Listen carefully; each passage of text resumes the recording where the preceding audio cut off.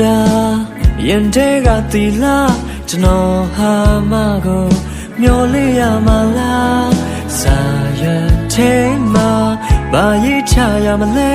ကျွန်တော်တချင်တွေတပြင်းချတတ်ပြီးအိမ်မက်ထဲမှာနှစ်ယောက်တည်းတွေ့ရမလားကျွန်တော်ဟာအချစ်ကိုလောဝဖြန့်နေတယ်အဝင်တစ်ခါအထွက်တစ်ခါရှူလိုက်တဲ့အသက်တိုင်းရှင်သန်ခြင်းဟာမျောလင်းချက်တစ်ခုနဲ့မမ